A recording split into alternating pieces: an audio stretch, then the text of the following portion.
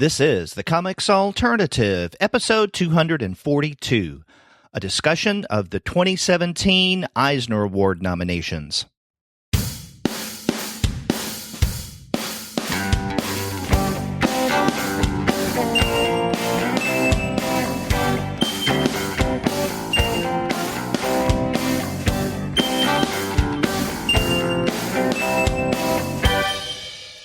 Hello and welcome to another episode of the Comics Alternative. I'm Derek.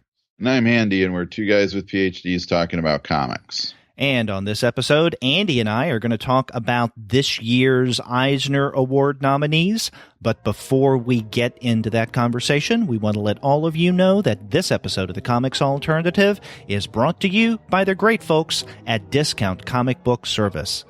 Go to their website, dcbservice.com, for all of your comics pre-ordering needs.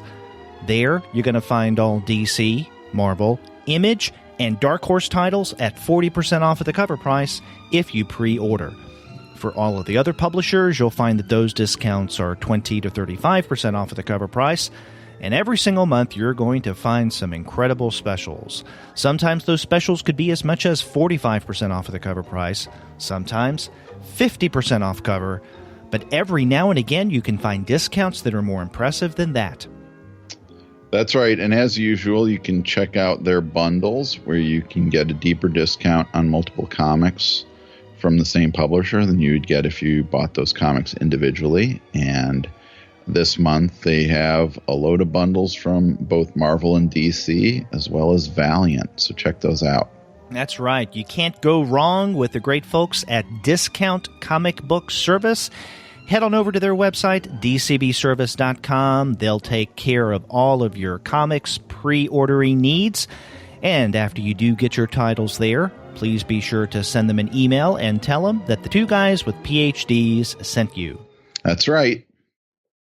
Well, before we get into our Eisner nominations talk, let's remind all of our listeners that in a few weeks, you and I, Andy, are going to be in Charlotte, North Carolina for Heroes Con. Yeah, that's right. And I'm looking forward to Heroes Con once again this year. I always do. But this year in particular, it seems like we're going to be busy little beavers at Heroes Con. Yeah, that's right. Do we want to tell them about the panels we're moderating? Yeah, I think that that could be worthwhile. Yes. Now you and I are going to be moderating together two panels. One is on Saturday, and then the other one is on Sunday. Now, the one on Saturday, what are they calling it? It is the Artists panel, correct? That's right. And who all does that include? It includes Andrew Robinson, Gerhardt, Paul Galassi, and Frank Brunner. That's right. And so that's something that actually Andy and I found out about, less than 2 weeks ago. We were asked if we wanted to do that, and we said, yeah, sure, we'll do it. I guess our one concern was that the panels weren't kind of clumped together, especially on the last day. That would leave us little time to do the various things we'd like to do at Heroes Con on that last day, Sunday. But we also are going to be moderating a panel on Sunday. I think it's at noon is when it begins, right? Well, none of these times aren't set yet, so okay. But that's all flexible. But Sunday, yeah, and I hope it's the early part of the afternoon, because this is a really big deal. This one excites me the most. We are going to be on a panel with Gilbert and Jaime Hernandez. Yeah, that's right. So we're moderating the Hernandez brothers, and you've talked to both of them before, right? And we've had Gilbert on the podcast, but we've also had received instructions that Heroes Con is a family show. And so my 50 minutes with Gilbert on Blubber probably isn't going to happen like I want it to. Right. but I'm sure Blubber will come up. I can't resist bringing it up, but we'll just probably have to, refer to come up with some kind of code word for dicks being ripped off. Yeah. I mean, there's no way for us not to bring up blubber or even the other parts of both of the brothers' comics that are sexual in nature. Right. But, there are ways that they can discuss it in a manner that is appropriate for potentially younger audience members, I would guess. Right. And I think what also is going to be, I think, really fun is to be talking to them as we're 2 issues into the new version of Love and Rockets, and to kind of find out how it's going, talk about why they made the change and what they see as being the advantage of it, and so on. So I think that's going to be fun. So I'm looking forward to that. Yeah, it's going to be fun. I'm hoping that we can record these, and if we can, we of course will share the recordings with our podcast audience. That's right. Yeah, and I think we're gonna be able to record them. I think that's pretty good. And then there's one more thing too. Oh, okay. Before I forget, which is that friend of the show, Craig Fisher, and his kind of co-organizer Ben Towell, every year they do a giant, what they call the mega panel, which runs over the course of, I think, 2 panel times or so. And this year they're doing, they're celebrating the anniversary, the 100th birthdays of both Jack Kirby and Will Eisner. And so I think I'm going to be doing something on that panel related to Eisner. Right. That's right. And then they're going to have a lot of people over the course of this mega panel kind of come in and do a little bit like you and then come back, both not only critics but also artists, because I know that both Gilbert and Jaime are going to participate in that mega panel. Yeah, that's right. That should be fun. A lot of activity at Heroes Con, so if you plan on being in Charlotte that middle weekend of June, then head over to Heroes Con and check us out. We'll have a table there. Come by and say, hey, guys, I listened to the podcast. Yeah. Stop by and talk to us, or if you see us running around, maybe we'll be wearing our T-shirts. That's right. We have Comics Alternative T-shirts, and we will have them there for sale at Heroes Con. So, all the kids today, it's a big hit with them. So make sure that you get yours before they sell out. That's right.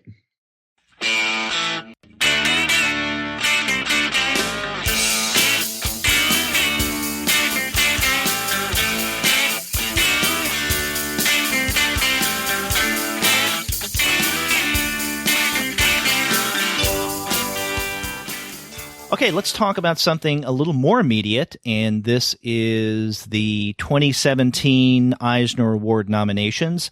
These were announced the very beginning of May, and it's an interesting list. I know that we've referenced the nominees one or two times before on Comics Alternative episode, but we haven't gone into any detail, and so that's what we wanted to do with this episode. And actually, we try to do this every year, to devote one show where we talk in depth about the nominees. Sometimes we have guests that come on the show to talk with us about it. Sometimes we don't. Now, last year, we had one of the 2016 judges of the Eisners, Carol Tilley, on to talk with us to tell us what she could about her time with the nominating process. But this year, it's just me and Andy talking with you about our thoughts of this year's nominees. Yeah, that's right. And, we were waiting, I think, with great anticipation to see what would get nominated. And so we've had a couple of discussions kind of off mic about what we've seen so far, either via email or when we've been talking off the show. Mm-hmm.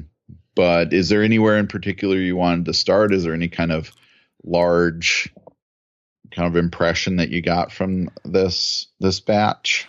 I think the latter is the best place to start, in that, and again, you and I were talking off mic about this. most of the texts and creators that are listed in as a nominee for this year, we're familiar with, and that's a good thing. But I have to say, for me, this list is fine, but there's nothing that's overly exciting about the nominations this year. It's just there. I said, it's good, it's fine, but it doesn't thrill me to any extent. Like maybe the last year or two, there were things that really stood out. I don't get that same feeling this year. Yeah, I'm kind of in between on this because, first of all, there were things that I definitely wanted to see get nominated and get multiple nominations if possible in certain categories, and those in particular were the ones that were at the top of my year-end list. So, March Book 3, The Art of Charlie Chan Hak-che, and Rosalie Lightning. Right. I think 2016, first of all, was a great year for comics, and those three were books, as I said in our year-end show, that I feel like are going to be books that get talked about and written about for years to come. So I don't, I think that this list that we're about to talk about, like, I would have had a stronger feeling if those hadn't been nominated. That makes sense, especially in certain categories. So the fact that I feel like the committee did its job for the most part in putting those things in. And then there's a handful of things in here that I'm not familiar with that now I'm a little curious about. And then there's a handful of things that I know that we've talked about on the show or that we've had sent to us, or that I bought on my own, that I'm a little surprised that they're nominated, but not in any way that I would say no, that doesn't deserve it. Right.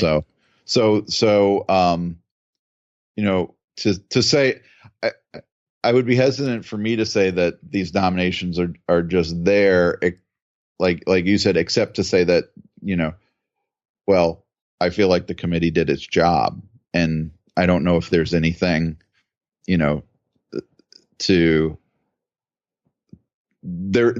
isn't that kind of, I don't know, like kind of out of nowhere or kind of dark horse nomination that gets me really excited about the list. And so that's where I think I would agree with you. But at the very least, I'm not on the other end of the spectrum where I'm really disappointed either. There are a couple things though that I didn't expect to get nominated that I am happy got nominated. I should say that. And there are almost all of them are in one particular category. So we'll get to that soon enough. But but otherwise, I think it's an interesting list. I also would say too that I think this is also a list that, or these lists of nominations are don't get the level of controversy that previous years had about ignoring mainstream superhero comics. There are a lot of mainstream superhero comics in this list. One of the other areas though that I think is notable is that there are a lot of female creators nominated in some categories, and in fact some categories it's mostly female creators.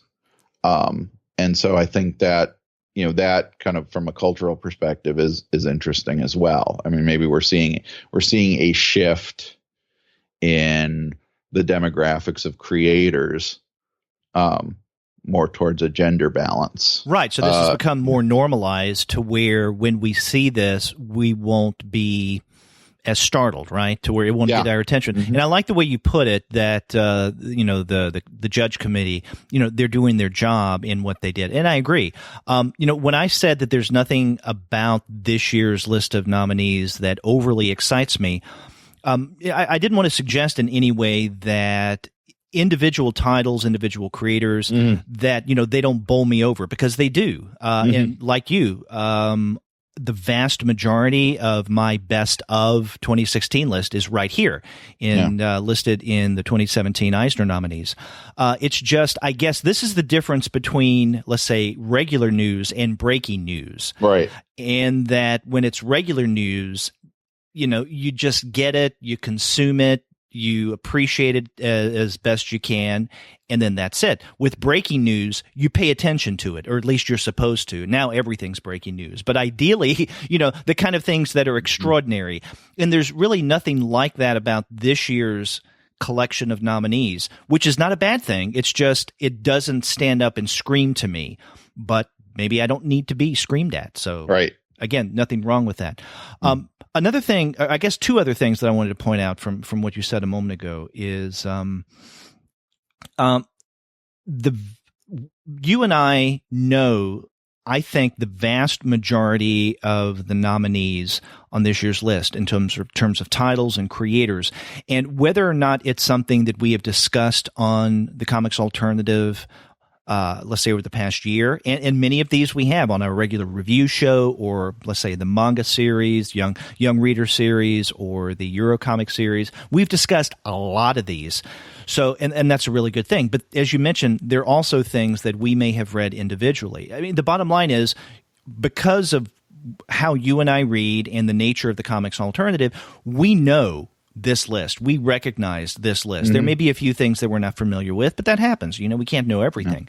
But one of the things that I find interesting is I listen to quite a number of other comics-related podcasts, and what I've been hearing over the past month is, I don't recognize this stuff. This is not for me. And I think the reason, for the most part, is that there's just not as much mainstream stuff, and, most comics-related podcasts look at mainstream comics. Nothing wrong with that. It's just that they're not familiar with some of the things that would excite us here. Like, for instance, under the best single-issue one-shot, Noah Van Sciver's Blammo #1. That's the thing I'm probably most excited about in this list, or one of the things. But I could see where people just say, what is this Blammo #1? I know of a Van Sciver who does art in comics, but this is not his name, Noah.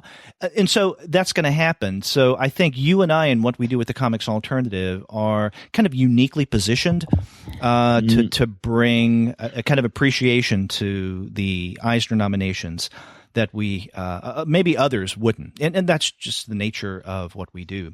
The other thing I wanted to mention is that we don't want to fall into the trap of playing, let's say, armchair quarterback. Right. So they're going to be titles that are nominated for a particular category that we may not agree with. That's fine. There may be titles that aren't nominated that we may personally feel should have been a part of the category. Well, that happens. When Andy and I are going to talk about the various categories, we're really not going to focus on what should or shouldn't have been nominated. But it's more observations or larger questions that are generated from this year's nominees. Yeah, to get back to your earlier point, it seems like every year there's a bunch of podcasts that say the same thing about the Eisner nominations, which is, I'm just not familiar with any of this stuff, and it's like, why don't? Is that a sign either that the Eisner nominations are out of touch with what these people are reading, or they're out of touch with what maybe they should be reading? Because it seems like you could record that statement and just hit play every time the Eisner nominations come out for a lot of podcasts. I agree. And I think that a lot of other comics podcasters would say the former, right? That the Eisners are out of sync with comics culture. You and I, though, feel that it would be the other, that other comics podcasters, other comics journalists, let's say, as a whole, these are some of the things they should be reading. And I know that there are other comics podcasters who listen to the Comics Alternative, and that's wonderful. But please don't think we're insulting you. It's just that, where you're going with your podcast, your focus is a little different than where we're going. But we highly recommend that you check out some of these things you may not be familiar with, because we think that it will add quite a bit of spice to your comic reading experience. That's right.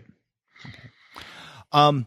Yeah, and I don't know if looking at these categories, if you want to go in any kind of order, but is there a particular a category that you want to begin with? That you actually, I have somewhere I wanted to start with in the first category, which is best short story. Okay.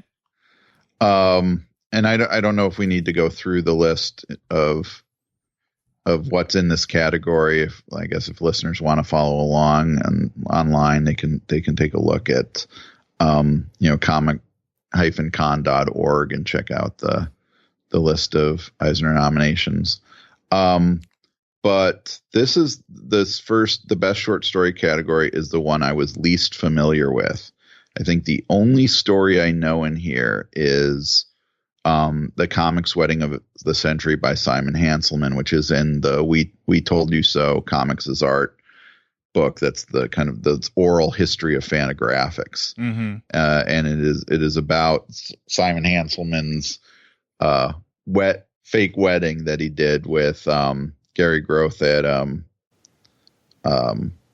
what was it, SPX one year. Mm-hmm. And so that's the only one I know. Otherwise, there's a Michael DeForge story, mostly Saturn, that was an Island, the anthology that was put out by Image. I didn't read that. I didn't read the Batman Annual #1, and I didn't read Kramers Ergot #9 with the Kim Deitch story. Yeah. Now, I'm familiar with more in this category, I guess. I love the work of Jordan Crane, and Uptight #5 came out last year, so I'm familiar with Dark Nothing. Monday, which is by W. Maxwell Prince and John Amor, is one of the chapters in 1 Week in the Library. And in fact, Gwen and I interviewed Maxwell and John late last year, at least the second half of last year. And so that was a really good story, though. I found it interesting, though, that was nominated for a best short story, and maybe 1 Week in the Library was nominated for another category, best, book. But it's Monday, that chapter. It could stand on its own as an individual short story. To me, it may not work as well outside of the context of the larger book, but if that's what they nominated it for, that's fine. And we should mention, for those who don't know, that when a publisher or even, I guess, a creator nominates a work for one or more categories, this, from what I understand, is what they request, right? So it's like either Image or maybe Prince and Amor said, yes, consider Monday or maybe something from 1 Week in the Library for the best short story category. Right. And I'm not sure if something would be considered for one category that the publisher or creators didn't nominate it for. Do you know if that's the case? I think it can happen. Okay. But yeah, usually when we talked to Carol last year, and when we've talked to other people who served as judges, that seems to be the case of what you're saying, that publishers or creators submit their work for a particular category. Categories, categories, right. Yeah, so that likely would have been the case with Monday, or again, somebody on the committee could make the argument there too. Right. But I definitely, it would be great if Kim Deitch's Shrine of the Monkey God won. And that's what I would personally pull for. One, because I love Kim Deitch, and second, that's just a really good story in what he does. And then to me, it's what I would consider typical Tim Deitch in that he plays around with the whole idea of storytelling, where you have stories within stories within stories, and then after you get into the first few panels or a couple of pages into his comic, you're almost a little lost. So you're wondering at what point in this meta narrative level are we? And that's really fun. And I think that, I mean, I did read Kramers' Ergot 9, and I thought it was okay. I do think that Shrine of the Monkey God was one of the standout pieces in that collection, though. And it was also nominated at least once. It didn't win for an Ignatz Award, but for good reason. I mean, it is a very good story. So, but you said you were only familiar with the comics Wedding of the Century, so yeah, that's interesting. I would pull for Kim Deitch as well because I like Kim's work a lot. So he would be my sentimental favorite, I guess, out of those 6 nominees. Yeah. Well, if you look at the Comic-Con website that has this listing, the one category after Best Short Story is the Best Single Issue / One Shot, and there we have some interesting nominees. And I have either read or am familiar, and I haven't yet read all of these. There are 6 of them. Yep. And I'm in the same boat. In fact, this is probably the category that I'm most interested in that. I would be happy if any one of these won because I think they're all really good. This is like probably just for my personal taste, the strongest category. Right. Now, the one of these 6 that I know of but I haven't read is Ben Passmore's Your Black Friend. But I know about that. Now, have you read that? Yeah, it's really good. I mean, that's probably, if I had to pick the one that I think should win out of those, that's probably it. But everything in there is good. Yeah, it is.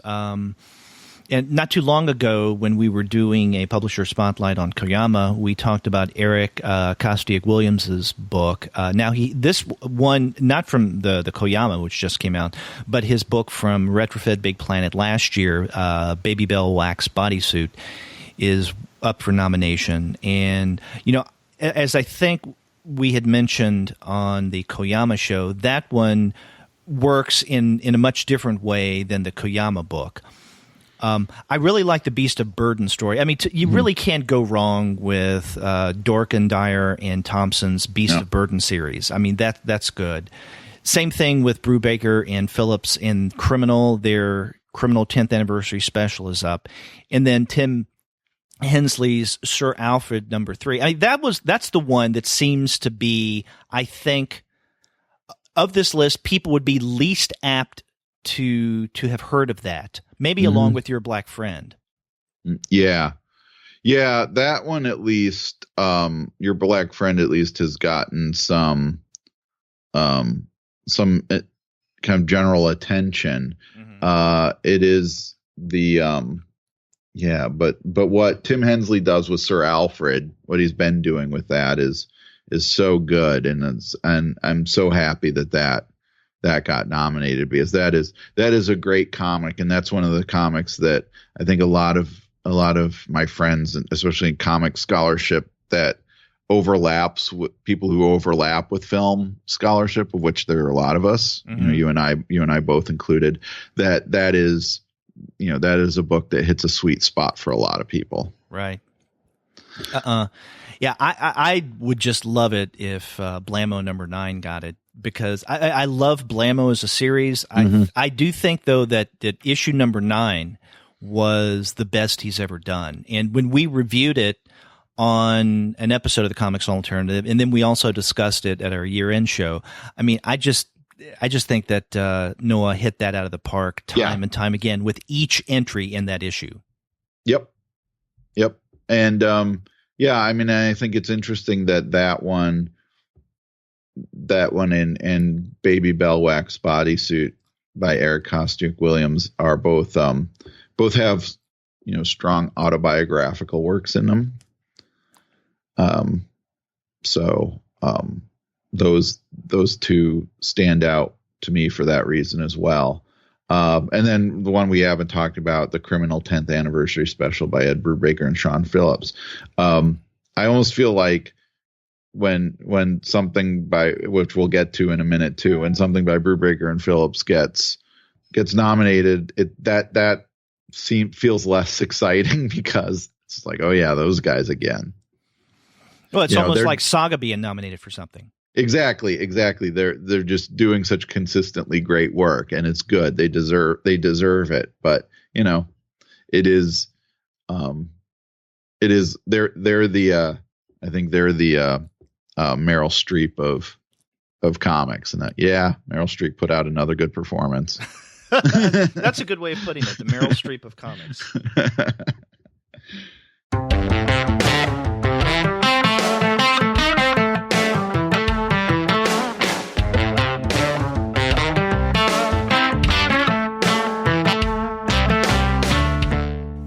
What about that next category, Best Continuing Series? Yeah, that's the one that has that feeling that I just mentioned of the that I'm kind of the least excited about, though I don't disagree with anything on there. Mm-hmm. Astro City and Saga in particular seem to be perennial nominees. And then, Paper Girls, I think, was nominated last year, at least in Best New Series, if not in Best Continuing Series. And then Kill or Be Killed is only this is, I think, its first eligible time. So curiously, that's not in Best New Series. And then I guess the only one that is a surprise to me is The Mighty Thor, but that's mainly because I don't read it. And so, that could very well be a great superhero comic. I just don't read a lot of Marvel comics anymore. So yeah, and same here. I have heard from other people, let's say other comics podcasters, that they really like that. They like what Aaron does on The Mighty Thor. So that's great. But I'm not familiar with that either. Now, for the Best Limited Series, there are some interesting choices here, and I'm pretty sure, and correct me if I'm wrong, that if I were to have to guess which one that you would think would be a shoo-in for this, or at least definitely should get it, would be Tom King and Gabriel Walta's The Vision. Yeah, to be honest, this is the category that I find to be the oddest mix of stuff. We talked about Briggs Land #1, and I was kind of indifferent about that, but I know you like that, and you like Brian Wood's work better than I do. Mm-hmm. We never talked about Archangel, I don't think. No, we didn't. But I actually like that series. And so I was interested that got nominated. I don't follow any of Marvel's Star Wars stuff, so that Han Solo series by Marjorie Liu and Mark Brooks is a complete mystery to me. And then Kim and Kim by Magdalene Visaggio and Eva Cabrera from Black Mask. Mm-hmm. I'm not familiar with at all. So yeah, so really the one that stands out to me the most is The Vision. And it's interesting that that's in the Best Limited Series, because that, technically was an ongoing series until it was announced that it would be ending at issue number 12. Mm-hmm. So it's only limited in that it got canceled. Yeah. But was allowed past the point that maybe Marvel would have canceled it to complete its story. So anyway, but yeah, I love that series. So, that would be my pick out of those 5.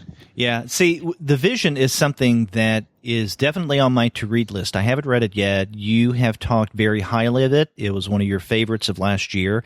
And then other people have also told me that it is an outstanding series. And I've heard other podcasters say the same thing. So I want to read that. I just haven't yet, unfortunately.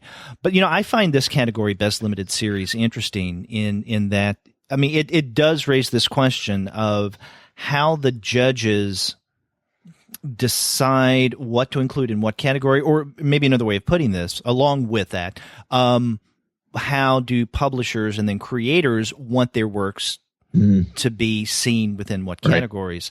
Now, the Vision is a 12-issue miniseries, whatever you want to call it. So did that first issue come out in 2016, like January? I don't remember. Okay. I'd have to look that up.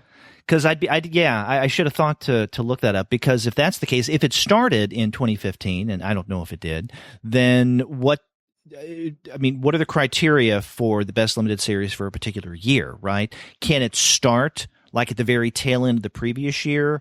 And then, at what point with something starting the previous year does it become no longer eligible for the current year under consideration? I don't know. Another thing that I definitely do know that I think is interesting is that Briggs Land is under Best Limited Series. And as we know, for all practical purposes, okay, any understanding of comics right now, Briggs Land is a series. Now, the only reason it is, I guess, considered here a limited series is that I would assume that Wood and Chater have decided to take a play from Hellboy, right, is to make their Briggs Land a series of miniseries. Right. And there's nothing wrong with that. But in my book, that's nonetheless a series. Okay. Instead of a limited series. Now, I know that the next miniseries of Briggs Land has another title, so I guess technically Briggs Land is a limited series. Then the next Briggs Land title, that's another limited series. I don't know. And maybe it's splitting hairs, but it just seems to me I don't know how limited that is if there are plans for ongoing, which brings me back to something that you pointed out earlier, that the plans for originally the Vision was an ongoing, but it kind of out of necessity turned into a limited series. Right. But that's happened before too. I mean, there's been instances where a series that ended early or ended without having been originally announced as a miniseries got put in limited series. So I guess there's precedent for it. So I'm not overly concerned about that aspect of it, except just kind of as a curiosity. And that overlaps with something I want to mention about the next category as well. I don't know if we're moving on yet, but sure. The best new series. Yeah, because nominated in the best new series are two series that have already been canceled. The Clean Room by Gail Simone and John Davis Hunt from Vertigo, and Mockingbird by Chelsea Kane and Kate Nemchik. And Mockingbird, I think, only lasted 6 issues, in fact. Both I liked Mockingbird a lot. I was not I stuck with Clean Room for a while and just it wasn't my thing. But I think Mockingbird especially could have, at 6 issues, could have a claim for limited series status as well. But that may be that it's cancellation came after the nominations were done. That's entirely possible too. Yeah, because when was it canceled? I don't know. And again, I mean, this probably all comes back to what the publishers wanted to nominate it for. Oh, yeah. Right, and so this category, in fact, this is one of the categories I find most interesting. What, the best new series? Yeah. Because we have Black Hammer by Jeff Lemire and Dean Ormston. I think that's a pretty clear cut choice. It was on a lot of top 10 lists at the end of last year, and we've talked about it. But I think Clean Room and Mockingbird are both surprises. But I think that, and then Faith by Jody Hauser and so on from Valiant. We've talked about that book too. I love that comic, so I'm really glad that that's there. Yeah, I am too. Yeah. And then probably maybe the biggest surprise for me is the Deathstroke Rebirth by Christopher Priest et al. Got nominated. I really enjoy that comic. I haven't talked about it at all on the podcast, mainly because it's a superhero comic. But seeing Christopher Priest back in writing comics was pretty exciting to me. I think that comic is one of the smartest comics DC is producing right now, and I have a feeling I'm not gonna. I mean, you said not to armchair quarterback or try to, and I don't want to read minds of the judges who pick these things, but I'm wondering if the return of Christopher Priest was a big motive for nominating this book here. Mm-hmm. But that is probably one of the bigger surprises out of everything in these nominations altogether for me. But I'm not unhappy with that choice. Yeah. And, you and I know some people who have been judges for the Eisners in the past, and they have told us privately that, in one way or another, the kind of things that go into the decision-making process may not be what you would ideally think should go into the decision-making process. So, there are a number of factors outside of, let's say, the quality of the story and whatnot, the art, that go into the decisions here. But we're not going to speculate in that way. But that is an interesting point that you raise with Priest and Deathstroke Rebirth. Yeah, and I think that there's the extra support that a book like Mockingbird, for example, could get, so at least people might go out and get the collection of the series is good, because that was a fun superhero comic that really, I think, didn't or at least didn't get a lot of positive attention when it was coming out, but I really liked it. I hope to see Chelsea Kane especially writing more even in the mainstream comics area, because I think she did a great job with that comic. And then it's not, again, we've talked about both Black Hammer and Faith, and so those are certainly books I would have put there if I were on a judges committee. Yeah.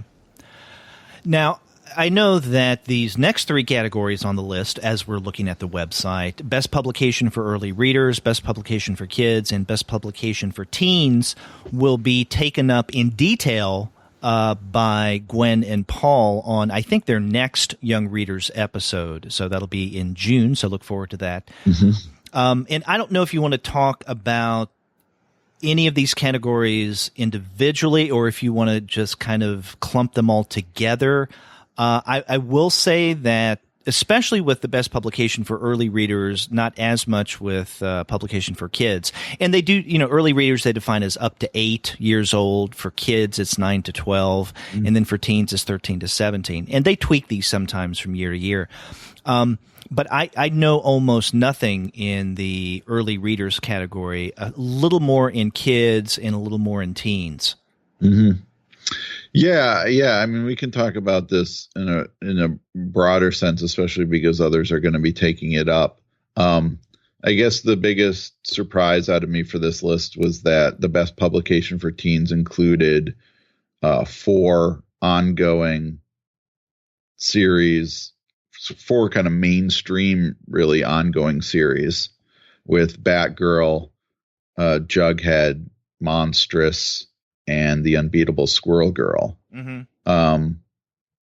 The inclusion of those as teen comics kind of surprised me. I don't think that I wouldn't say they don't belong in anywhere in particular, but you just don't normally see that.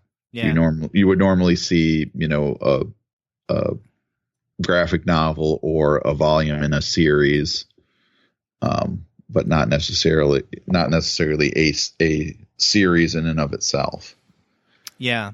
Now, I like it that we're seeing more series this year in the teen category, and I think that speaks well, I hope, for the promise and future of comics. Yeah. That it's not going to be all just, what people call graphic novels, but that the series do get attention from younger readers, which is really, really good.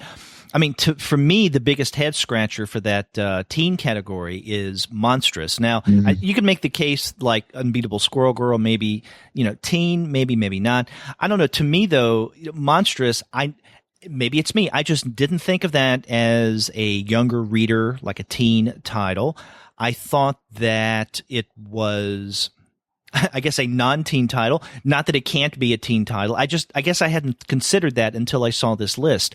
But for me, of the 6 that are nominated for Best Publication for Teens, that's the one that really stuck out to me as, really? But I mean, I'm okay with it. But again, I mean, this may be something that Image wanted. It's like, yes, consider Monstrous for the teen category, among others. Right. And I mean, I really liked Monstrous. I mean, I haven't read everything, but from what I've read, I think that it's outstanding. Especially Takeda's art is just phenomenal. But I think that Liu's story, though, is also, it really stands well. And another thing that impressed me about the series is the very first issue was an extra long issue. And I'm not talking about, 30 some pages. It went for 40 some, and I was impressed by that. Right. Yes, so I agree. I hope that gets some love somewhere. Yes. The only one I'm familiar with in the early readers category is John Martz's Bert's Way Home, which is really nice. That's a good book. So just because I know that one, I'm gonna and I interviewed John last year at SPX, and so for those reasons, I'm gonna pull for that. I think and I was talking with our friend Carol Tilley just yesterday, in fact, as we record this. She was in the general DFW area, and she and I had dinner. And she mentioned something that I think others who are into children's and young adult comics and graphic novels are going to be wondering about as well, and that is under the Best Publication for Kids category, Raina Telgemeier's Ghosts. Not that, I mean, I think the fact that Telgemeier puts out a book, it's going to automatically be considered as for any of the major awards, right? I think that almost goes without saying. But what I think many YA and children's comic scholars may have questions about is, given some of the cultural political issues that were raised by Ghosts, what Telgemeier did or maybe didn't do, that may be a little, I don't want to say disturbing, but it gives pause. And so they're wondering, why is it given the love here of the Eisners? But again, Telgemeier is, one of the most popular comics creators, period, hands down. So, she's going to get attention like this. Yeah. Yeah. And, I think they've covered that on our young adult show, right? Gwen and Andy did. Right. Very good job of discussing the controversy surrounding that. So people can go back and listen to that episode from earlier. Mm-hmm. But yeah, I mean, there's no denying Telgemeier's popularity and the quality of her work, I think. So I'm, I would have been surprised if that hadn't been somewhere in here. And so that in fact is where it ends up. Yeah. I am familiar with Mark Crilly's drawing lessons. So, that's good that got nominated. And I do like what First Second has been doing over the past year or so with science comics. And so their Dinosaurs science comics by M.K. Reed and Joe Flood, which I think Gwen and Andy also reviewed on the Young Readers Show, is also up for a nomination in that category. Yep. Kids. Yep. Now, we have been going down this list of nominees on the Comic-Con website, basically in order. I don't know if we necessarily need to stick with doing that. So let me ask you, is there a category now that you want to jump to, so to speak, and maybe discuss a bit? Or do you want to go in order? I'm fine either way. There's one thing I wanted to mention, though, to make a correction before we get emails about it. I mentioned earlier that under Best New Series that Mockingbird only lasted 6 issues. It actually went 8 issues. So I do want to make sure that, and there's 2 trades of it, that means. So anyway, I wanted to make sure I got that right. I don't like being wrong. Yeah, you gave it its 2 more issue due. Right.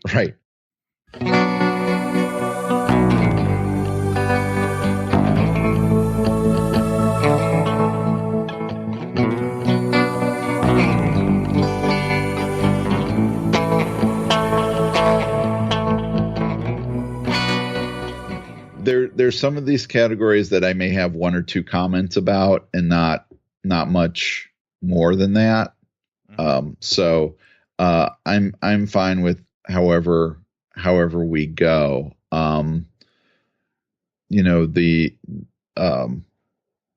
So I don't know if you have anything specifically that you want to say, or any kind of general comments you want to make about the rest of the list. Well, the next categories that really stand out to me is, we were talking about new series, and that is Best Graphic Album. There's Best Graphic Album New, and then there's Best Graphic Album Reprint. And I think, for both of those categories, everything under nomination just really makes sense to me. I mean, there's some that I may pull for or like more than others, but under the new one, I think the nominee who has gotten the most love this year for the Eisners is Sonny Liu with his The Art of Charlie Chan Huk Chai. So that's up, and for me, I mean, that it's probably the standout there. Although I'm familiar with some of these others, like Daryl Sychik's Exits. That's a really interesting book. Tom Gauld's Mooncop. I haven't read Black Dog. Have you? No. The Dreams of Paul Nash by David McKean. No. And then Wonder Woman: The True Amazon. I didn't read that one either. But then there's Patience by Daniel Klaus. And one of the things that I find interesting about this category is it's only one of 2 where Klaus, with Patience, is up for nomination. And I find it, I guess it does and it doesn't surprise me. And I'll tell you what I mean by that. It does surprise me in that, Dan Klaus is one of the big names in comics. Right. And it's not often that we get something from Klaus. And if you remember last year when Patience came out, one of the things you and I even discussed within the context of our review of Patience is the press surrounding the release of Patience and how Fantagraphics probably overly played things up. And what that did for me was it inflated my expectations. I mean, I liked Patience, but I didn't like it as much as I thought I would because I kept reading all of this press that suggested that I would think that it is the greatest thing. It's what, the coming of the Messiah, something like that. Now, I'm being hyperbolic here, but that's the feeling I got from all the press surrounding that, because it's not often that we get a Daniel Klaus book. So I'm surprised that it's only nominated for Best Graphic Album and what else? Best Letterer, I think, that Klaus got it for Patience.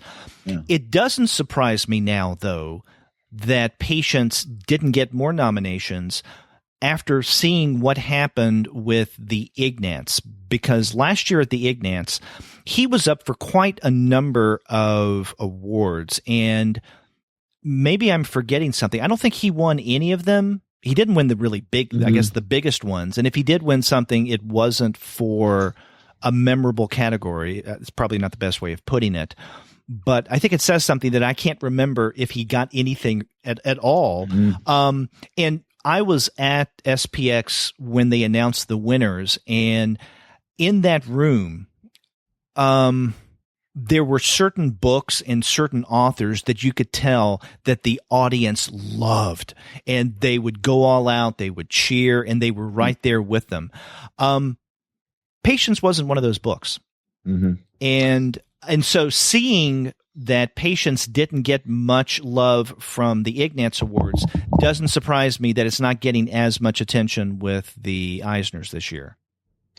I think that the Ignatz and Awards and the way they are run is such a different beast than the Eisners that I would have a hard time using the Ignatz as a bellwether for anything. And especially, I think with a creator like Dan Clowes, who's basically a mainstream creator, right? He has mainstream recognition, and the Ignatz Awards tend to skew towards the more independent or lesser known creators, and also tend to skew towards who's present at the SPX. So so that doesn't necessarily surprise me, but I think I think this may be another one of those cases where there's a high profile creator put out a book, and there's a certain level of expectation that it'll get some attention. So that doesn't surprise me, being in Best Graphic Album New. And if you look at the stuff that got multiple, like lots of, got the most nominations, like Sonny Liu and Tom Gauld and Tom Hart and so on. Those I would have expected to have gotten a lot of nominations. I'm not neither surprised nor concerned, I guess, that Patience didn't. Though I do feel like I may need to revisit Patience, because I have heard people talking about it now with a lot more positivity than I had for it when it came out. And it may just be that I was kind of tainted by the hype, that you talked about. And maybe if I go back to it with, clearer eyes or something, or more distance, that I might have a better appreciation for it than I did when it initially came out. Yeah, I the exact same way, because I read Patience twice around the time that it came out, but I felt, and we discussed this when we reviewed it last year, a little over a year ago when that book came out. I wasn't beyond the hype, and I was still affected and influenced by a lot of the press surrounding that, which was unfortunate. And I agree with you that if I go back now and read Patience, I probably would have a different response. So maybe it is time to revisit that. Yep. And so you're putting the Best Graphic Album New category there. I would jump up a bit to the Best Reality Based Work, just to say, I think that's another area where the concentration of really quality work is strong. I agree. I think that and the Best Single Issue One Shot are the two categories where it's just jam packed. With, it's hard. I would think that it would be, I have my favorites, but it would be hard for people, like a lot of people, to decide which one should win.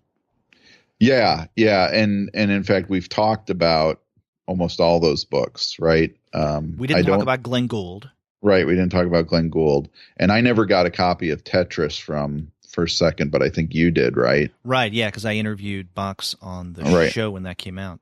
Right. And it's really good. Yeah. Yeah.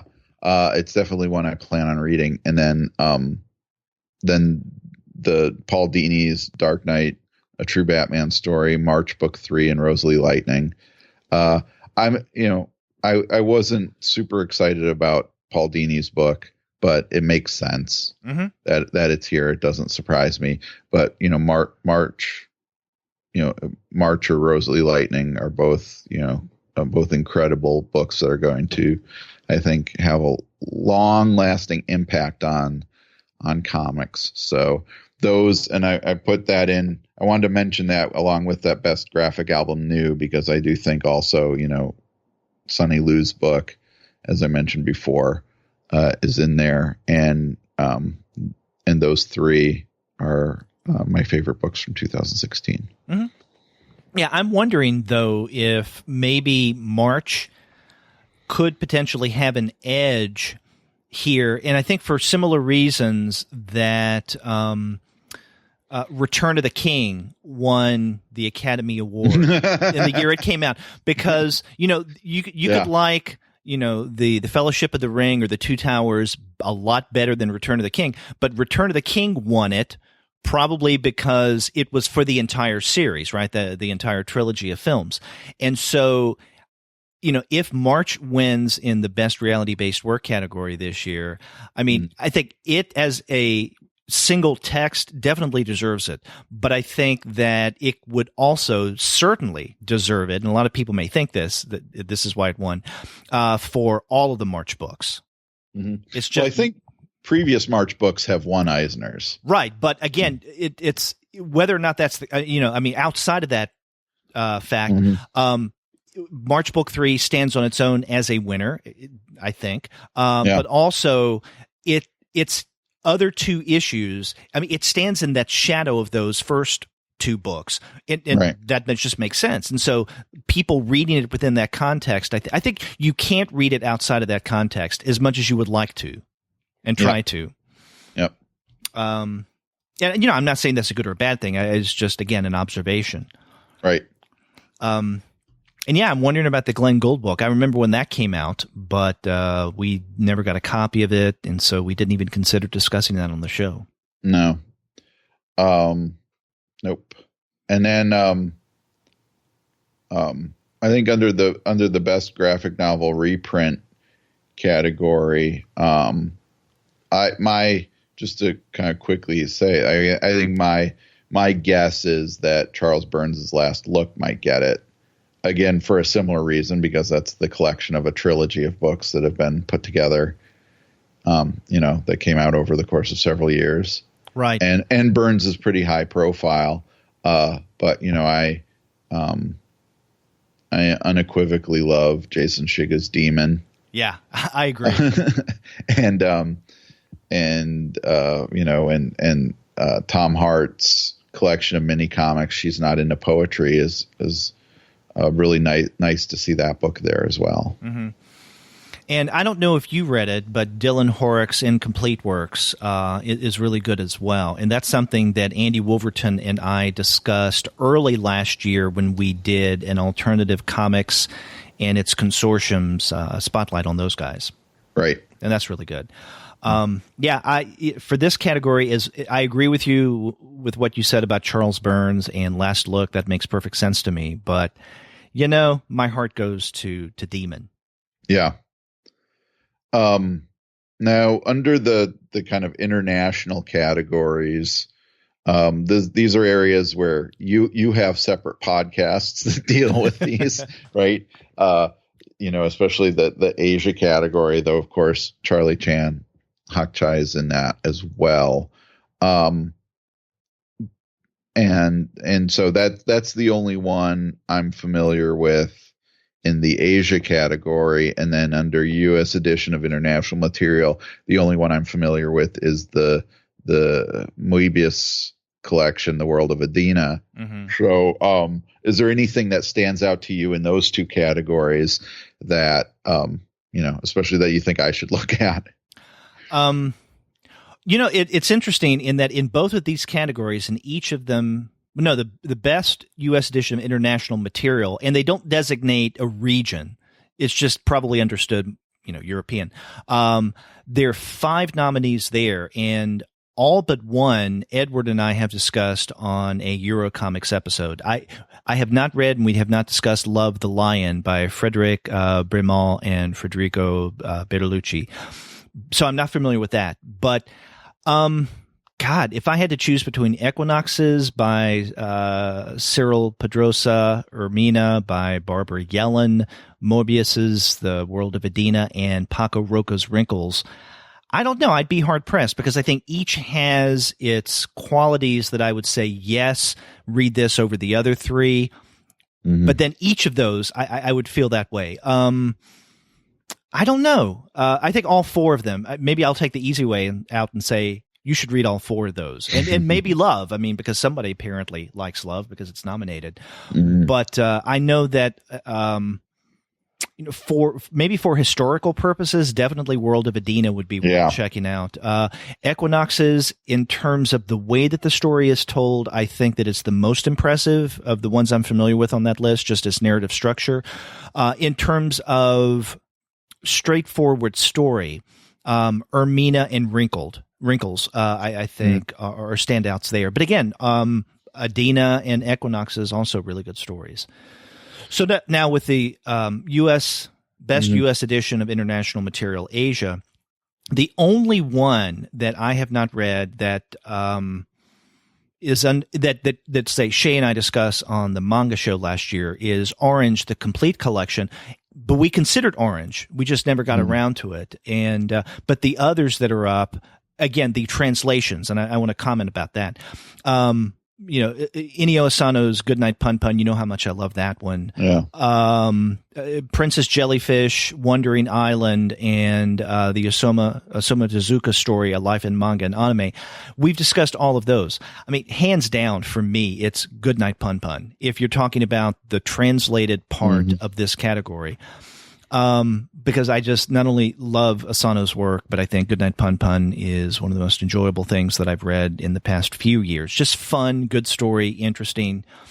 But all of them, Princess Jellyfish, I absolutely loved. I think that was an honorable mention of mine last year. Same thing with Wandering Island. It's a great story. The Osama Tezuka story is a really big, hefty tome, and to me, it was a little too overpowering in terms of what it says about Tezuka. It's almost as if Tezuka could never do any wrong, that he was a superhuman creator. And he was, I guess. It's just that we were reminded of this about every page, and it got to be too much. What I find interesting about this category, Best International Edition of International Material Asia, to me, and maybe it's a false assumption on my part, that with both the general international material and international material Asia, the assumption is in translation. Right? The one standout in this Asia category is The Art of Charlie Chan Hak Chai. Right. Now, it did appear originally in Singapore, but in English. So it was an Asian release. Then there was a U.S. release edition of that book. But again, nothing needed to be translated. So I'm wondering, I mean, I don't think that that's right or wrong. It's just maybe a false assumption on my part that in this international material category, the assumption was, well, it had to be a translation, but I guess not. That's a really interesting question, because I then wonder how many, if I don't have a encyclopedic history of these categories and the Eisner nominations, but has another, in the international material, has another Anglophone work been published or been nominated? Would they include a Canadian comic or a British comic, or an Australian comic in the international material, the broader international material category? That's a good point I hadn't thought of. Why not Dylan Horrick? Right, and I think your question about translation is, or your comment about translation is, I think, interesting there. When I look at these categories, I try to put my mindset into somebody who votes in the Eisners. And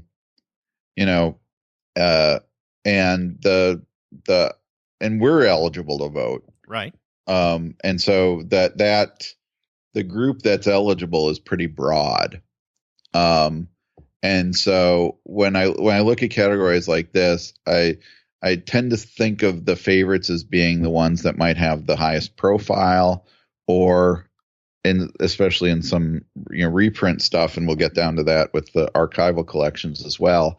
What either has the highest profile or has the biggest historical impact. So, I think somebody looking at that international material category and say not being familiar with most of the stuff in there would probably gravitate towards the World of Adina to vote, because that's the highest profile one, and probably the one that,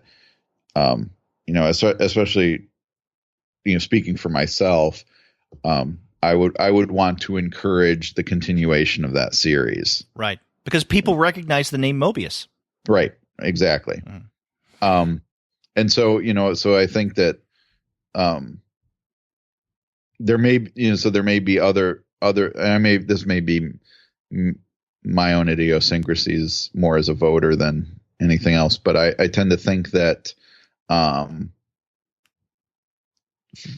if a voter is voting in for a category that they're not 100% familiar with, they might vote kind of aspirationally in terms of the thing they want. They either want to have read or want to encourage continuing. So so we'll see what comes out on top in the end. But I have a feeling that World of Adina is such a high profile work out of that group that it'll likely win. Right. And, it would be interesting, let's say, if The Art of Charlie Chan Hak Chai won for Best U.S. Edition of International Material, Asia category. If that happened, I wonder if it would cause the Eisners to have a conversation, or at least have the judges next year have a conversation about redefining what goes into this category. Now, I don't know the criteria for these. Well, I know the criteria for a couple of these categories. I'll get to that in a little bit. But for, let's say, this one, Best U.S. Edition of International Materia Asia, I don't know what the judges were told. Okay, this qualifies and this doesn't qualify for that. But let's say that Charlie Chang Hak Chai won for this International Asia category. I could see a lot of people saying, hey, wait a minute now. Is the only reason that won because more people are familiar with this because it's been in English from the beginning, and they're familiar with Sonny Liu because he's a creator that many U.S. readers know. I mean, he's done a ton of stuff. Whereas there may not be that much familiarity with, let's say, Wandering Island, Princess Jellyfish. They wonder, what are those things all about? And I could see people calling foul and having the judges next year redefine the category in some way, because again, it gets back to my assumption of translation, right? So in these two categories, does that mean something originally appeared that wasn't in English? Because technically, I brought up a moment ago, Dylan Horrocks, New Zealand, would you now that's considered Asian. So couldn't we include the incomplete works under this category as well, the International Material Asia? Okay, is Australia and New Zealand part of Asia? Now Australia is its own country and continent. Yeah. But what about New Zealand? I think, and maybe our readers or our listeners can correct me, I thought that it was considered part of the Asian continent. Maybe I'm completely off base there. I don't know. Geography is my worst subject. So, but it definitely could be considered under this broader category, Best U.S. Edition of International Material. Yeah. I don't know. I just think that the way that we see some of the nominations here playing out, it does raise some interesting questions about how these categories are defined, what goes in and what can't go in. Right.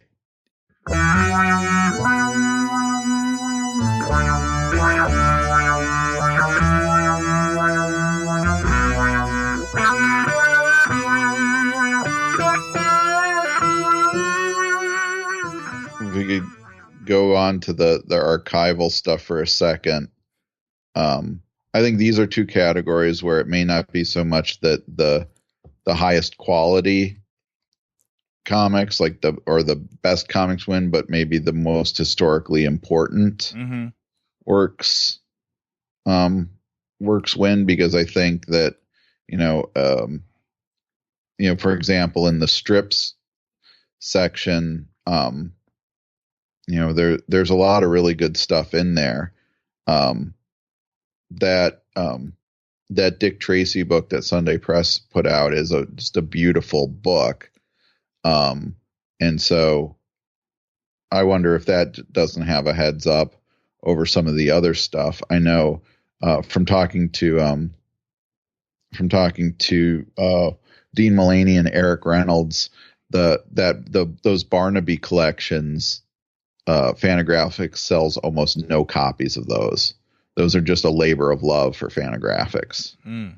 And so it's nice to see that get nominated, because those definitely, I think I was in a room with a bunch of, at CXC with a bunch of comic scholars, and some of us may have accounted for close to half of this total sales of the Barnaby collections.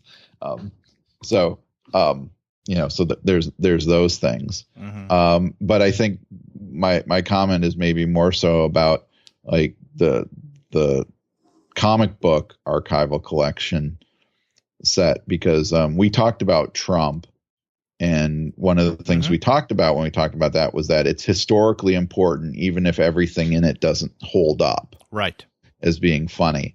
I think that's really true, in particular also about the complete women's comics. That is a project that I'm so glad exists.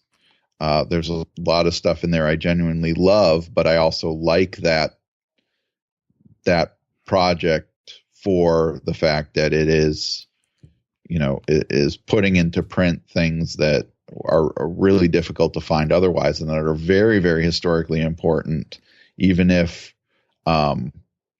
they might not qualify as great comics. Right. Oh, I agree. And I think for the historical archival significance, especially of the complete women's comics. I mean, yeah, with Trump as well, but the women's comics collection really stands out there. Although I have a soft spot for Peter Bagg, and so I'm glad that his complete neat stuff is also up for that award, the category Best Archival Collection Project Comic Books.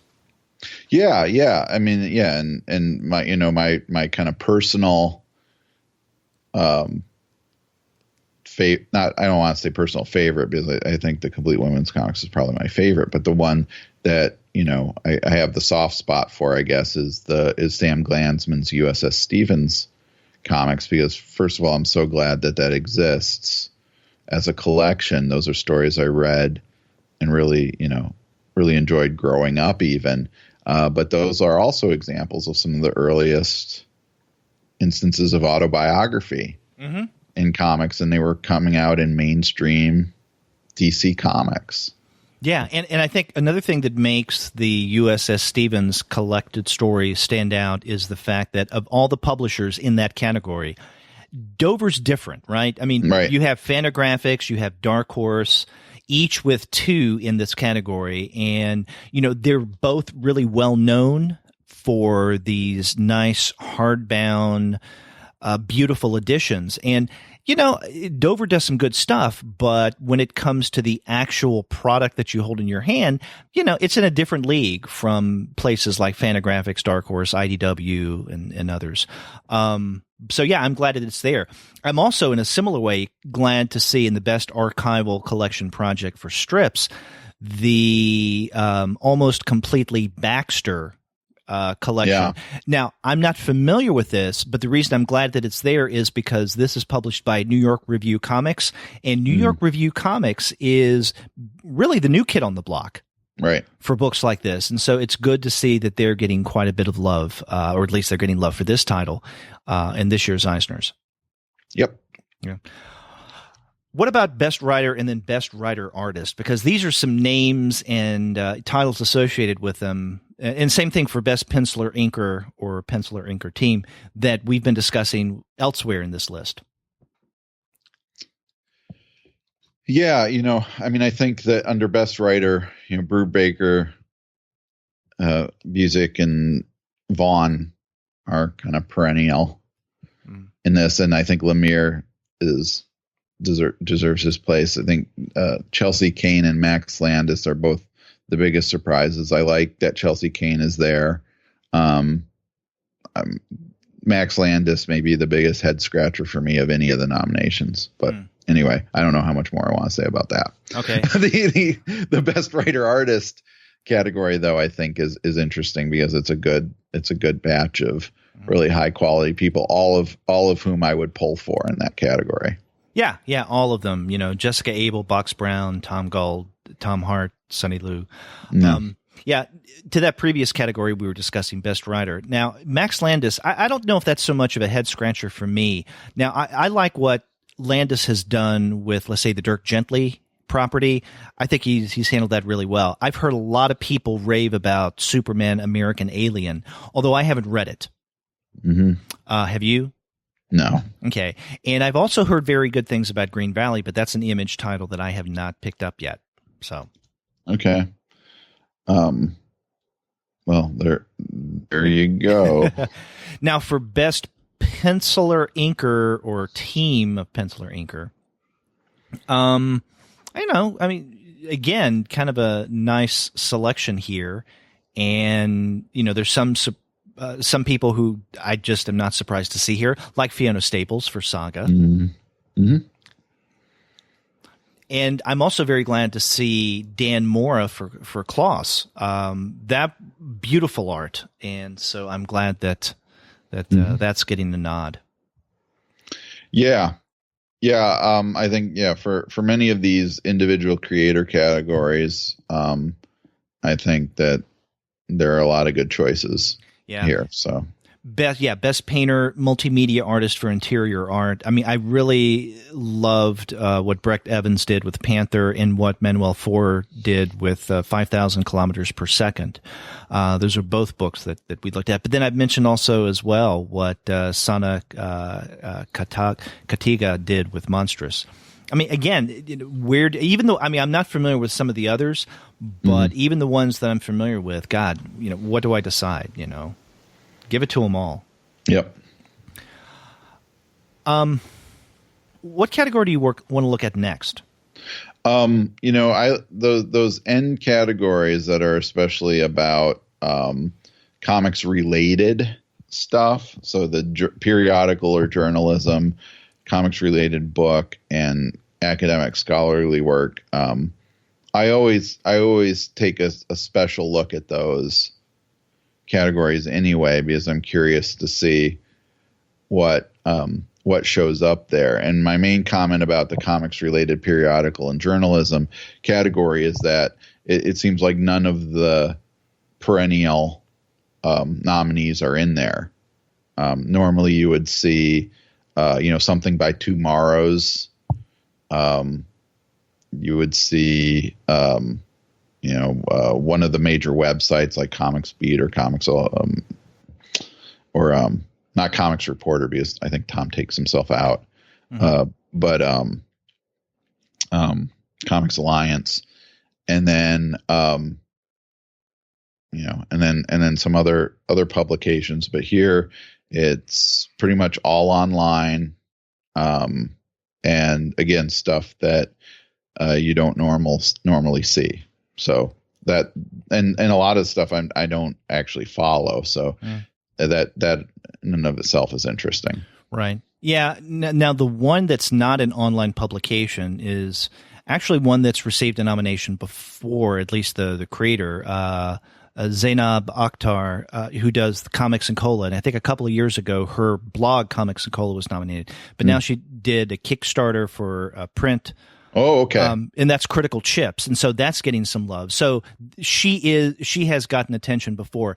And right. I don't know for a fact, but it would just seem that the AV Club has also probably gotten some nominations in the past. Wouldn't you think? That could be. I wasn't aware. I knew of Comics and Cola as a website. That's why I was thinking of those all together. But anyway, yeah, but I mean, I think one of the complaints that was often levied against this category was that, it's the same stuff every year. Mm-hmm. And at the very least, there's one, at least one, maybe two previous nominees, but not ones that have been kind of consistently dominating this category for years. Right. The way again, like Alter Ego or, some of those other things, or and then last year it was Hogan's Alley that won, which I was really happy for, friend of the show Tom, just for that. Mm-hmm. Yeah, that was great. Yeah, and there's some of these like Panel Patter that deals with comics. Women Write About Comics deals with comics, but then other things as well. And I don't know. To me, when I see something that deals with pop culture in a broader sense, I don't know. I tend to think, well, why was that nominated? It's like if you go to a comic conference, a comics con, and it's all pop culture, and the emphasis is not just on comics, but on TV, movies, blah blah blah blah, everything else. Right. Like most of the cons out there, it's like, okay, that's fine, but I prefer a comic con that's about comics. So it's a similar feel that I have to this category. Although I have restrained myself so far by saying that one of the things that really bugs the freaking hell out of me about this category is the fact that, and not just that we're not nominated, but there is no podcast that is nominated here. And, let me point out that I have corresponded with Jackie Estrada in the past, and she has said that she doesn't consider podcasts eligible for this category. I'd be curious to see what the official criteria is, because the category is best comics related periodical / journalism. And if that's the case, then why not podcasts? And it's a newer media, yes, than blogging. But nonetheless, blogging, it wasn't that long ago that people scoffed at considering blogs a form of a journalistic outlet. Also, it suggests kind of an ignorance of not only blogging, but also podcasting, in that when podcast first took hold before iTunes, the name that many people had for it was audio blogging, because it was so inextricably linked, it still is in many ways, to blogging. So to see that as a non-viable form of comics criticism, journalism, even scholarship, really bugs the crap out of me. I'm sorry. Well, yeah, I mean, I think that if we're not going to be breaking any news, I don't think, on the comics alternative to be necessarily considered journalism in that sense, in the way, say, people writing for the Washington Post or the AV Club would be. But if you're looking at commentary and reviews, commentary on the industry and reviews, podcasts do that. Right, which is what most of these nominees do, if not, entirely, then probably mostly is what they do. Although, we have had breaking news moments. Yeah, we have, but those have been inadvertently. That is not because we are, muckrakers with our ears to the ground. Yeah, it is that, Gilbert Hernandez lets slip that they're going back to periodicals or whatever. Yeah, he told us that in 2014. Rockets. Yeah. Now in the book categories, I probably think more about these categories than probably a lot of people looking at the Eisners think. But I do, in the best comics related book, I think that George Harriman, Crazy George Harriman, A Life in Black and White by Michael Tisserand, is probably a favorite in that category, because that got a lot of mainstream attention, and it's a great, important work of biography and history. I love Drew Friedman's More Heroes of the Comics, so if that one, I'd be completely happy as well. Yeah. See, I'm torn between those two. Yeah. Yep. Now, in terms of best academic scholarly work, I mean, this is something that you and I have some kind of investment in. And, there were last year a lot of books that came out, a lot of scholarly text on comics. And so what's not included is really interesting as well. But, we'll only talk about what is included here.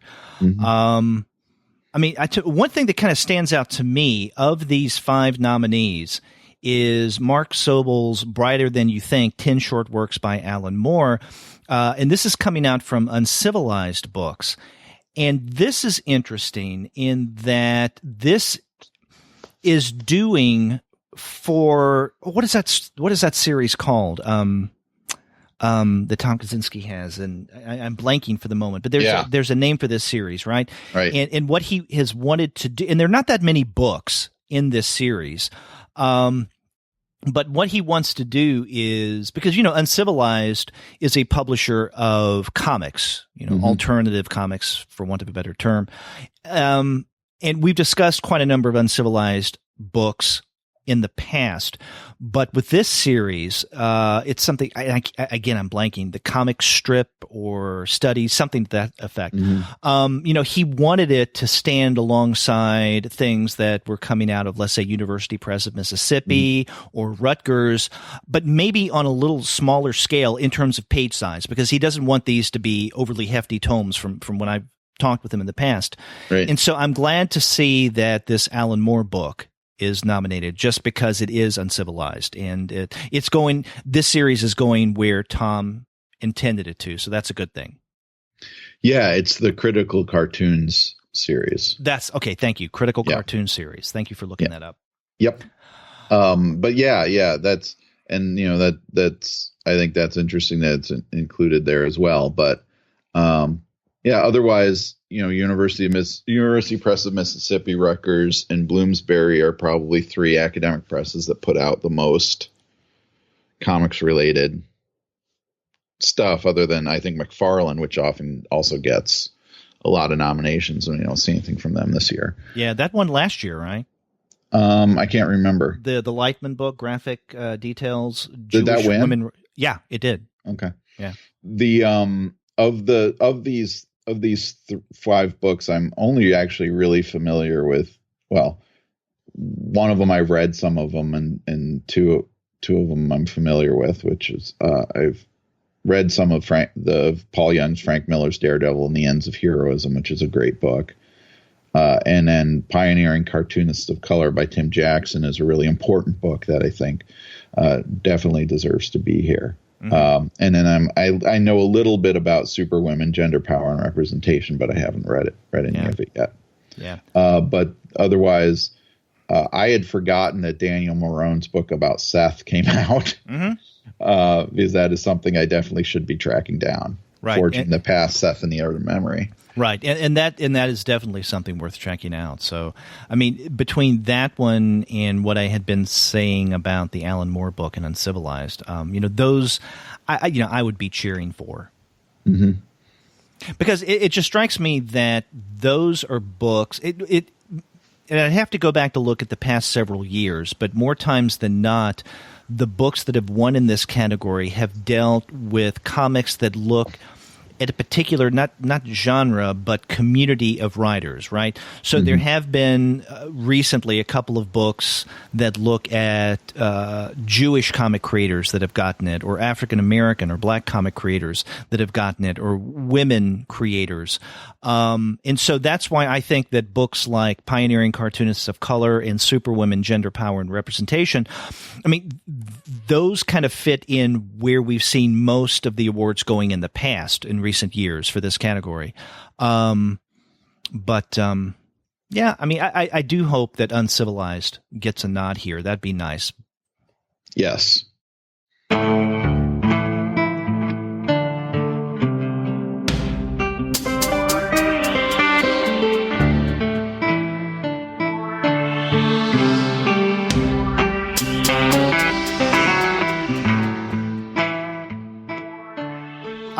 There's some other categories that we can discuss as well. I want to skip down to the last two on this site. Yeah, go ahead. Best webcomic and then best digital comic.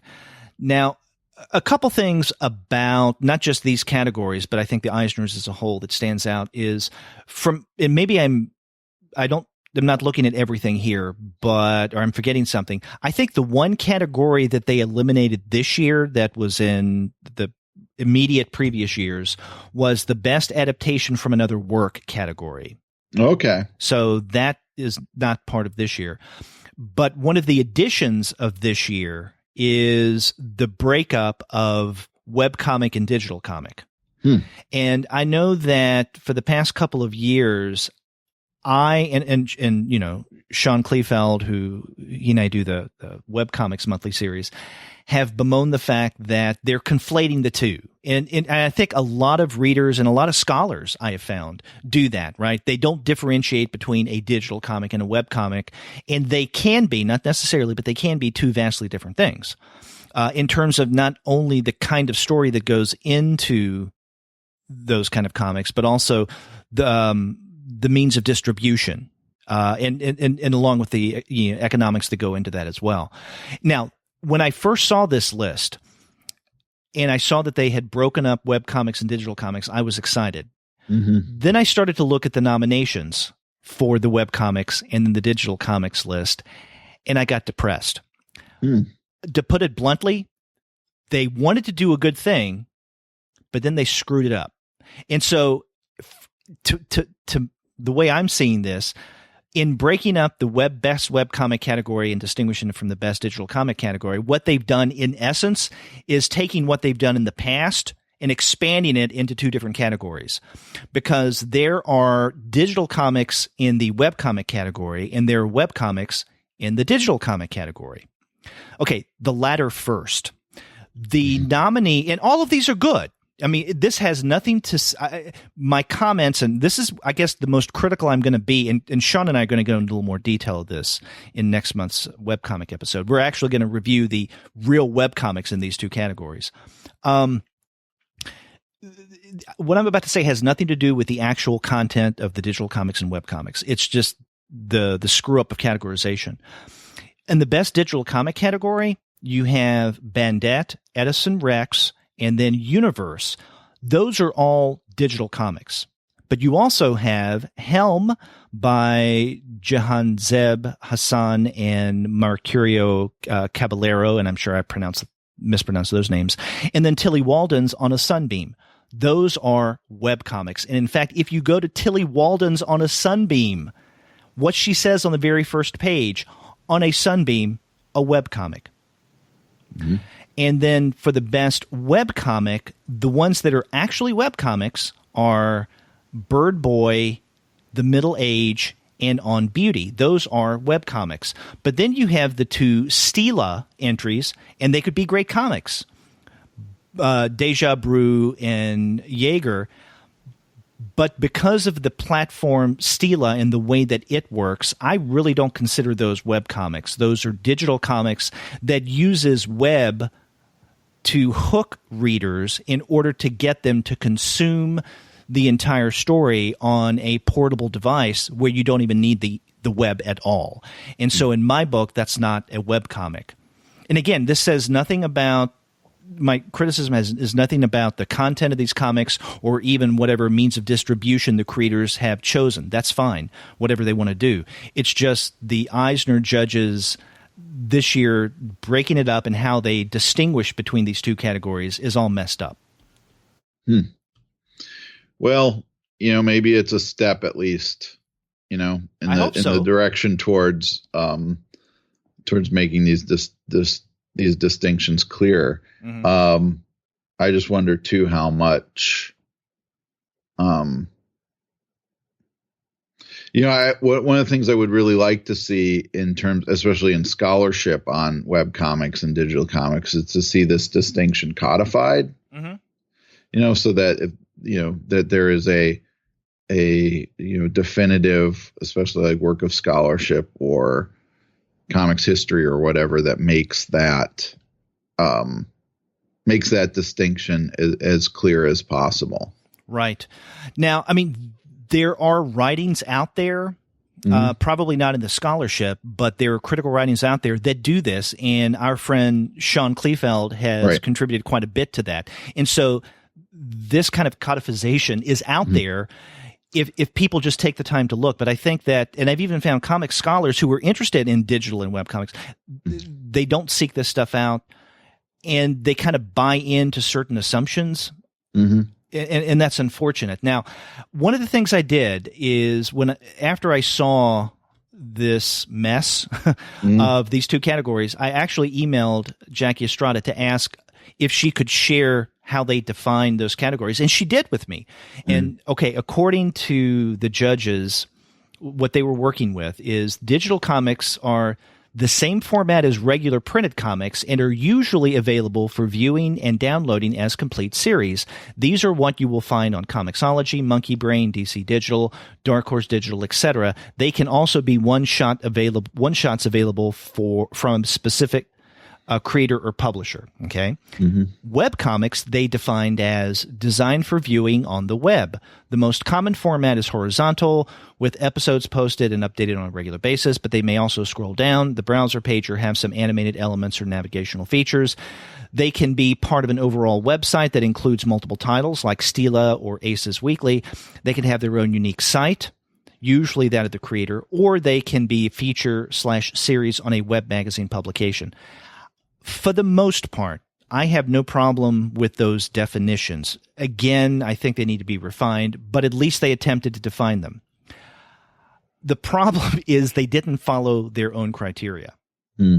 It comes right down to that. And again, I know I'm probably spending too much time on this, but on this gripe, but Sean and I are going to go into this in quite a bit more detail on next month's webcomic episode. It's just, and I'm with you. I hope this is a step in the right direction and they will fine tune this next year. But this does nothing to distinguish digital comics from webcomics. Mm-hmm. Okay. And I'm stepping off the soapbox now. Well, yeah.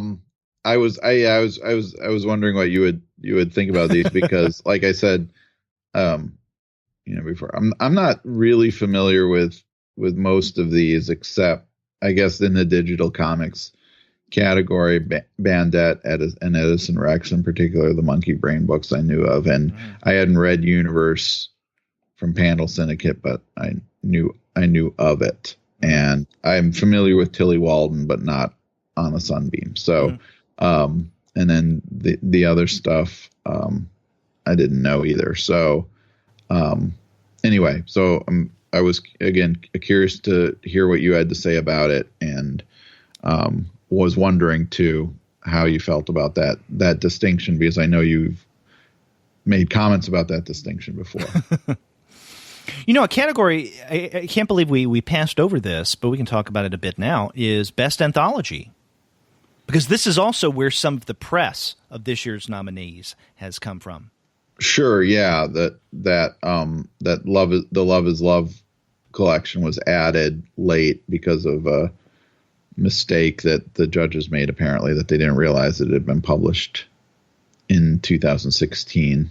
Yeah, because it came out, late December or mid-December? Yeah, it came out late December, but it was released on Amazon, I think, in January, and that's, I think, more of what they were going by. Okay. Now, I can't remember, were there only 4 nominees for this category, and then when they added Love is Love, that was the 5th, or did Love is Love bump something off? I don't know. I don't remember. I think this is an impressive collection of nominations under the Best Anthology category.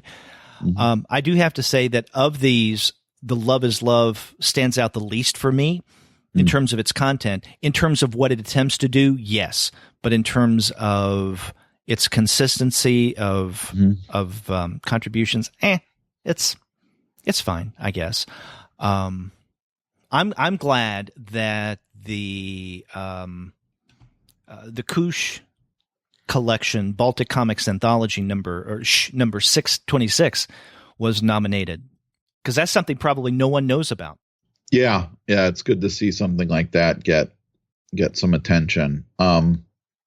Anthologies is a tough category because it's always a mixed bag. That you run into in any kind of anthology, whether it's prose or scholarship or comics. So, right.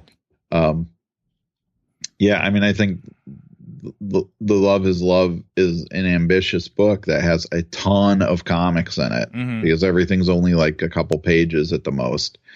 And so, you're naturally going to get varying degrees of quality in something like that. Right. But, Island, go ahead. No, I was going to say, but the idea behind it, what it attempted to do, the purpose, the actual reason why it exists, I think, is enough reason that it should be nominated for this category. Right. And the one I'm glad to see in here is Island, because, I think Brandon Graham and Emma Rios were doing something really interesting, exciting, and it just didn't stick. Which is too bad. Yeah, which is really too bad. Yeah, because, anthologies like that especially need to be encouraged. Mm-hmm. But a lot of the stuff that was in Island is getting put out in other, collections and so on. So I'm glad to see that stuff. Yeah. And it's something we'll probably have a life after this. Yeah. Yeah. I hope so. And it's something that, it's does what Dark Horse Presents does, but it's not Dark Horse Presents. And that's good. Yep. Yeah. Kramers Ergot, to me, that's just a no-brainer. Every time something like that comes out, it's going to be nominated for this category. I'm most excited about Spanish Fever, stories by the new Spanish cartoonist, because my experience of reading it, when I put that book down, the first, word or experience that came to mind was mome. And not just because it was published by Fantagraphics, because it is, but reading Spanish Fever, I got the sense that the tone of it, the kind of comics that were collected here, is the same thing, although in Spanish, in this translation, that we used to get in Mome, which I absolutely love. I've said many times on the show before, that anthology. And so if you're not familiar with Spanish Fever, you should definitely check it out. Good.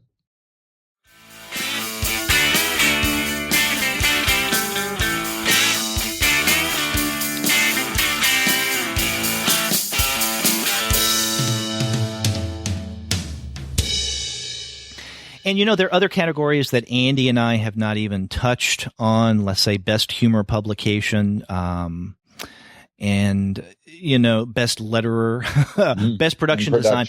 Right. But, we only have so much time in our lives where we can discuss this. And actually, Andy, you and I were talking before we cut on the mics, and we were thinking, this won't be that long of an episode. Mm-hmm. Yeah, no, it is. And yeah, it is. And I think we said the same thing last year, and it turned out to be a longish episode. Mm-hmm. More to talk about in this year's list of nominees than I thought. Yeah. Yeah. So a lot of good comics. And again, we should point out that the vast majority of these we have discussed on the Comics Alternative. All the more reason to listen to us and to support us, as you can do through our Patreon campaign. So check that out. You can also find many of these titles at great discounts through the website of our sponsor, which is Discount Comic Book Service. Please do go to dcbservice.com. There you're going to find great discounts every single month. That's dcbservice.com. And after you do get your titles there, get in touch with us and then let us know what you thought about this year's discussion of the Eisner Award nominations. If you go to our website, comicsalternative.com, you'll find that you can leave us a voice message online via SpeakPipe. Or you can call us the old-fashioned way by picking up the phone and dialing 4153-COMICS. That's 415-326-6427.